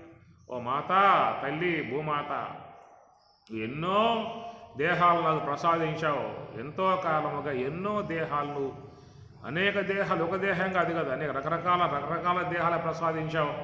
నీ ఒడిలో పెరిగా, ఒడిలో మళ్ళా దేహాలు సాధించా, ఎంతో జరిగిపోయింది కాబట్టి అమ్మ నీకు ఒక నమస్కారం అని చెప్పని అంటాడు. మాతర్మేదిని తాత మారుత, ఓ వాయువా తాత, నీ యొక్క ఆదరణలో, నీ యొక్క అనురాగాలలో నేను ఈ యొక్క ప్రాణాలు పోసుకొని దశవిధ వాయువులు కలిగి నా జీవితాలు గడుపుకుంటూ వెళ్ళిపోయాను. కనుక ఓ తాత మారుత సఖే తేజ, ఓ సఖుడా, ఓ తేజస్స సఖుడా, అగ్నిదేవ, కనుక నీ యొక్క ఆశ్రయంలో ఎంతో కాలం నా యొక్క జీవన విధానం కొనసాగించుకున్నాను. లేకపోతే జీవితం దేహాలు ఉండే అవకాశాలు లేవు. కాబట్టి ఆ ప్రకారముగా సఖే తేజ సుబంధో జల, ఓ జలమాను సుబంధో మంచి స్నేహితుడుగా నాకు ఆదరించావు. నిన్ను సేవించాను, నా ప్రాణాలు కాపాడుకున్నాను, అనేక జన్మలుగా నీ యొక్క ఆశ్రయంలో నా జీవితం కొనసాగింది. సుబంధో జల మాతరమే సుబంధో జల అంత్య ప్రణామాంజలి, మీ అందరికీ కూడా నా యొక్క తుది నమస్కారము అని చెప్పని అంటాడు. మీ అందరికీ కూడా నా యొక్క తుది నమస్కారం, అంత్య ప్రణామాంజలి అని చెప్పి అనగానే ఏమిరా అంత్య తుది నమస్కారం అని చెప్పి అంటూ ఉన్నాయి. అడగపోతావురా నువ్వు మమ్మల్ని విడిచిపెట్టి, మమ్మల్ని విడిచిపెట్టి నువ్వు అడగపోతావు అని చెప్పేసి అని, మాలో ఉండాల్సిందే, మాతో ఉండాల్సిందే, మా యొక్క సన్నిహితంగా ఉండాల్సిందే, నువ్వు పోయే అవకాశాలు ఏమి లేవు అనే విధానముగా అవన్నీ కూడా మాట్లాడితే చెప్పాడు. లీయే పరబ్రహ్మణి, నేను పోయేది ఎక్కడికి, లీయే పరబ్రహ్మణి, పరబ్రహ్మంలోకి వెళ్ళిపోతున్నా కాబట్టి ఇక మీకు అందరికీ కూడా అంత్య ప్రణామాంజలి, తుది నమస్కారం పెట్టేస్తూ ఉన్నాను. ఎందుకంటే ఇంతకాలముగా మీతో నాకున్నటువంటి యొక్క సాహచర్యం, మీతో నాకున్నటువంటి యొక్క అనుబంధం, మీతో నాకున్నటువంటి ఆ స్నేహ భావాలు ఉన్నాయి కదా, పృథివీతో, జలముతో, అగ్నితో, వాయువుతో, ఆకాశంతో. వీటి సంబంధం లేకుండా మన జీవితాలు ఉన్నాయా? కాబట్టి నా యొక్క విధానంలో మా గురుదేవుడిని మాకు అంశాన్ని బోధించాడు, సోహంభావ ధ్యానం తెలియజేశాడు. నివృత్తి మార్గ విధానంగా మేము అందరం కూడా బ్రహ్మమునందు లయమవుతూ ఉన్నాం. కాబట్టి ఇక ఉన్న ప్రారంభ కర్మ కూడా అయిపోయింది, సంచితం ఎప్పుడో కాల్చిపారేసేసాం. ప్రారంధం ఉంది కాబట్టి ఇంతకాలం పాటు ఉండవలసిన పరిస్థితి ఏర్పడింది.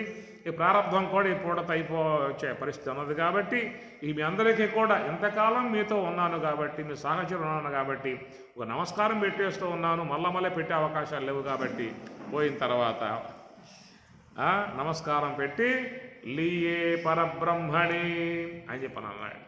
ఆ ప్రకారంగా ఇక ఈ మోహాలు కానీ, వ్యవహారము కానీ, చింతలు కానీ, సంబంధాలు కానీ, అనుబంధాలు కానీ, ప్రేమలు కానీ, వాత్సల్యాలు కానీ ఇవన్నీ కూడా ఇక వద్దనుకున్నటువంటి యొక్క చరమాంకం మోక్షం అనేటువంటిది చరమాంకం అనే అంశం. కాబట్టి ఆ ప్రకారముగా బ్రహ్మములోకి వెళ్ళిపోవాలి, బ్రహ్మములో చేరిపోవాలి, బ్రహ్మములో లీనం కావాలి, బ్రహ్మమే అయి ఉండాలనేటువంటి భావన ఉన్నటువంటి వారు ఎవరైతే ఉన్నారో వాళ్ళందరూ కూడా ప్రవేశించాల్సినటువంటి యొక్క ద్వారం సుషుమ్నా ద్వారం. ఆ సుషుమ్నా ద్వారమగు దాన్ని అక్కడ ఉన్నట్టు అంతరయజ్ఞం, జ్ఞానయజ్ఞం, అక్కడ భగవంతుడు కొలువై ఉన్నాడు. నేను ఉన్న స్థలము అక్కడయ్యా, అంతటా ఉన్నా కానీ నన్ను మీరు దర్శించుకోవాలని చెప్పన్నట్లయితే సుషుమ్నా, అది ఆ మాట చెప్పడానికి సర్వగతం బ్రహ్మ నిత్యం యజ్ఞే ప్రతిష్ఠితం. ప్రతిష్ఠ అనే పదం ఎందుకు వాడతారు? దర్శనయోగ్యముగా ఉన్నటువంటి యొక్క అంశమునకు ప్రతిష్ఠ అనే పదం వాడతారు. దర్శనయోగ్యముగా ఉండే అంశానికి ప్రతిష్ఠ అనే పదం వాడతారు. నీకు రాముడు అంటే ఇష్టం కదా, ఆలయం కట్టావు, ప్రతిష్టాపన చేసుకున్నావు, రోజు సేవించుకోవచ్చు. నీకు రాముడు అంటే ఇష్టం, నీకు అమ్మవారంటే ఇష్టం, ఆలయం కట్టావు, అమ్మవారి విగ్రహాన్ని ఏం చేసావు? అక్కడ ప్రతిష్ఠింపజేశావు. ఎందుకు? దర్శించుకోవటానికి, పూజించుకోవటానికి. దర్శనయోగ్యముగా ఉన్నటువంటి యొక్క అంశములో చేరి ఉన్న భాగమే ప్రతిష్ఠ. అయ్యప్ప స్వామి అంటే భక్తివానికి ఏం చేస్తాడు? ఆలయం కట్టాడు, ప్రతిష్ఠ చేసుకున్నాడు, రోజువారీగా దర్శించుకుంటూ ఉన్నాడు. మరొక వ్యక్తికి శివుడు అంటే ఇష్టం, శివలింగాన్ని ప్రతిష్ఠ చేసుకున్నాడు, రోజు అభిషేకం చేసుకుంటూ దర్శించుకుంటూ ఉన్నాడు. కనుక ప్రతిష్ఠ అనేది ఎందుకు చేసుకుంటామంటే దర్శనయోగ్యముగా ఉండటానికి. అందువల్ల ఎవరెవరికి ఏ దేవత పట్ల భక్తి ఉంటుందో వాళ్ళు ఆ దేవతను ఆరాధించుకోవటానికి, అర్చించుకోవటానికి యోగ్యముగా ఉన్న విధానాలుగా ఆలయమునందు ప్రతిష్ఠ చేసుకుంటున్న విధానము కనుక, మరి ఎవరైతే బ్రహ్మమును ఆరాధించే ఉద్దేశం ఉన్నదో, బ్రహ్మమును దర్శించే ఉద్దేశం ఉన్నదో, ఆ దర్శించేటువంటి యొక్క ఉద్దేశం ఉన్నటువంటి యొక్క వాళ్ళు కూడా ఒక ఆలయం నిర్మాణం చేసుకుని దాంట్లో బ్రహ్మమును ప్రతిష్ఠ చేసుకోవాల్సి ఉంటుంది. ఉంటుందా ఉండదా?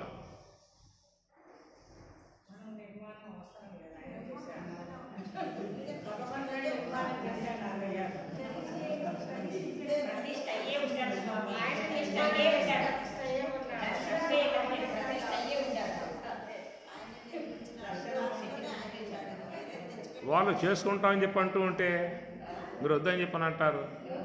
అలా మాట్లాడారా? వాళ్ళే మాట్లాడారా? చెప్పండి. మాట్లాడుతున్న మీరేగా, ఎంతమంది ఉండగా వాళ్ళు మేము చేసుకుంటాం. ఆ విధంగా మేము కూడా ఆ విధంగా కొలుసుకుంటాం, సేవించుకుంటాం. అయ్యప్ప స్వామి ఆయన చేసుకోవాలా, ఆంజనేయ స్వామిని ఆయన చేసుకోవాలా, అమ్మవారిని వీరు చేసుకోవాలా. మరి వాళ్ళు చేసుకుంటారు, బ్రహ్మాన్ని కూడా గుడి కట్టుకొని పూజ చేసుకుంటారు.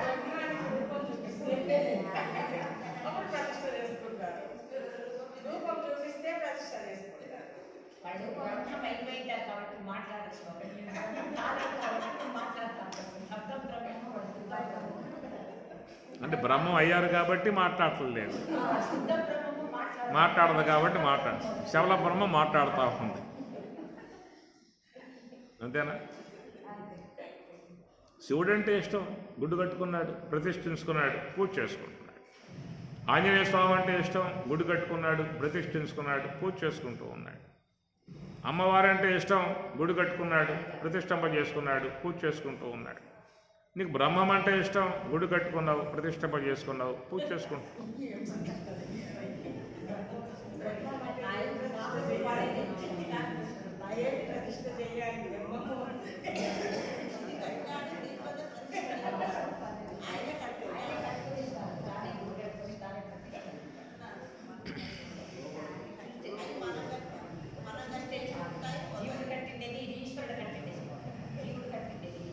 అందువల్ల ఆంజనేయ స్వామి అంటే ఇష్టం, గుడి కట్టుకున్నావు, పూజ చేసుకుంటూ ఉన్నావు. రాముడు అంటే ఇష్టం, గుడి కట్టావు, ప్రతిష్ఠించుకున్నావు, పూజ చేసుకుంటూ ఉన్నావు. విష్ణు అంటే ఇష్టం, గుడి కట్టావు, ప్రతిష్ఠింప చేసుకున్నావు, పూజ చేసుకుంటూ ఉన్నావు. అట్లా భగవంతుడికి కూడా నువ్వంటే ఇష్టం. నువ్వంటే ఇష్టం కాబట్టి గుడి కట్టి నీకు అప్పించి ఆయనే గుడిలో వచ్చి కూర్చున్నాడు. నువ్వంటే ఆయన ఇష్టం, నువ్వంటే ఆయనకి ఇష్టం కనుక నీకు ఆయనే గుడి కట్టి ఆయనే ప్రతిష్ఠ అయ్యి నువ్వు పూజించుకోరా.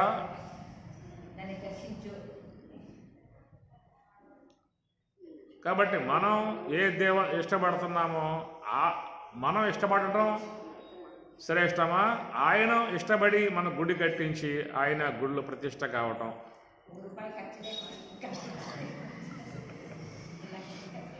అందుచేత ఈ యొక్క దేహం అనే గుడి ఆయన కట్టాడు, దేహం అనే గుడి ఆయన కట్టాడు, ఆయనే గర్భగుడిలో ప్రతిష్ఠ అయి ఉన్నాడు. మనకు ఆలయాలలో కూడా మూల విరాట్గా భగవంతుడు ఉంటే, మూల దేవతగా ప్రధానంగా దేవత ఉంటే, పక్కపక్కన దేవతలు కూడా ఉంటారు. శ్రీ మహావిష్ణువు ఆలయం అయితే ఆ పక్క పరమశివుడు, ఆ పక్క బ్రహ్మదేవుడు, ఆ పక్క అమ్మవారు, ఈ పక్క ఆంజనేయ స్వామి, ఈ పక్క అయ్యప్ప స్వామి, ఇట్లా గుళ్ళల్లో ఆ పక్క పక్కన చేరుంటారన్నమాట. అట్లా మనలో కూడా ప్రధానమై ఉన్నటువంటి యొక్క బ్రహ్మం అనేటువంటి యొక్క దేవుడు గుడిలో గర్భగుడిలో ప్రతిష్ఠ అయి ఉండగా, మరి ఈ దేహం అనే గుడిలో అక్కడక్కడ మరి శ్రోత్రానికి దిగది దేవత, నేత్రానికి సూర్యాదేవత, జగవేంద్రిని వరుణాదేవత, గ్రాణమునకు అశ్వినీయాదేవతలు, మనసుకు చంద్రాదేవత, బుద్ధికి బృహస్పతి, చిత్తానికి క్షేత్రజ్ఞుడు, అహంకార రుద్రుడు, వాక్కుకి అగ్ని, పానికి ఇంద్రుడు, పాద ఇంద్రుడు, పానికి ఇంద్రుడు, ఉపేంద్రుడు, అందరూ కూడా అలా ఆయా స్థానాలలో దేవతలు కూడా నెలకొని ఉన్నటువంటి విధానమే. ప్రధానముగా గర్భగుడిలో ఉంది ఎవరని చెప్పానంటే మూలదేవుడు, దేవదేవుడు, మూలదేవుడు, సమస్త విశ్వానికి అధిష్టానమై సచ్చిదానందమై స్వప్రకాశమై ఉన్నటువంటి యొక్క ఆనందాత్మకమై ఉన్నటువంటి యొక్క దేవుడు మన దేహం అనేటువంటి దాంట్లో గర్భగుడిలో సుషుమ్న అనేటువంటి గర్భగుడిలో ఆయన గారి ప్రతిష్ట అయి ఉన్నాడు. అది పరమాత్మ చెప్పిన మాట. తస్మాత్ సర్వగతం బ్రహ్మ నిత్యం యజ్ఞే ప్రతిష్ఠితం. దేహం అంతటా బ్రహ్మం వ్యాపకమై ఉన్నటువంటి దానమే, కానీ మీకు దర్శనయోగ్యముగా ప్రతిష్ఠ ఆయనే నీలో అయి ఉన్నాడు. నువ్వు చేసుకోవాల్సిన అవసరం లేదు, ఆయనే ప్రతిష్ఠ అయి ఉన్నాడు. ప్రతిష్ఠ అంటే ఏం చెప్పుకున్నాం? దర్శనయోగ్యముగా ఉన్నటువంటి యొక్క అంశాన్ని ప్రతిష్ఠ అనే పదంగా వాడతారు. దర్శనయోగ్యముగా ఉన్నటువంటి యొక్క అంశాన్ని ప్రతిష్ఠ అని చెప్పి అంటారు. కాబట్టి అట్లా ఏ ఇంద్రియానికి తెలియబడకుండా ఉండే తత్వం అది. ఏమి నతత్ర చక్షురు గచ్చతి నవాక్కు గచ్చతి నో మనో నవిద్మో నవిజానేమో. ఇంద్రియాలకి కానీ జ్ఞానేంద్రియాలకి అంతరేంద్రియాలకి ఏ ఇంద్రియానికి కూడా తెలియబడకుండా ఉన్నటువంటి యొక్క భగవంతుడు నీకు తెలియబడేవాడుగా ఉన్నాడు. మనసుకు గోచరిస్తాడా? నో మనో. ఇంద్రియాలకు గోచరిస్తాడా? నతత్ర చక్షురు గచ్చతి. వాక్కుకు తెలియబడతాడా? నవాక్కు. కేనోపనిషత్తు. నతత్ర చక్షురు గచ్చతి నవాక్కు గచ్చతి నో మనో న విద్మో. ఈ ప్రకారంగా ఏవైతే తెలుసుకుంటాం అనేటువంటి కలిగి ఉన్నాయో ఇంద్రియాలు, ఏ ఇంద్రియానికి తెలియబడకుండా ఉన్నటువంటి యొక్క ఆ భగవంతుడు నీకు తెలియబడటానికి యోగ్యంగా ఆయన అక్కడ ఉన్నాడు. నువ్వు చూడగలిగేటువంటి ఇష్టం ఉంటే, ఉత్సుకత ఉంటే నీకు ఆయన దర్శనం ఇస్తాడు. ఎక్కడ అని చెప్పనంటే సుషుమ్నాంతరగతం సుషుమ్న అనేటువంటి యొక్క దానిలో అది సుషుమ్న అంతే. సుషుమ్న నాడి అనే మాట కూడా కొంతమంది అంగీకరించని విధానం కూడా ఉన్నది. సుషుమ్న ఎడ నాడి పింగళ నాడి అన్నప్పుడు సుషుమ్న నాడి అనుకోవడం కూడా ఏం తప్పేం కాదు. ఆ సుషుమ్న అనేటువంటి యొక్క భాగాన్ని మోక్షద్వారము, కైవల్య మార్గము, ఇంద్రయోని, బ్రహ్మరంధ్రము అనేక పదాలు వాడారు కాబట్టి అక్కడ నీకు భగవంతుడు దర్శించుకోవడానికి యోగ్యముగా ఉన్నటువంటి యొక్క విధానము.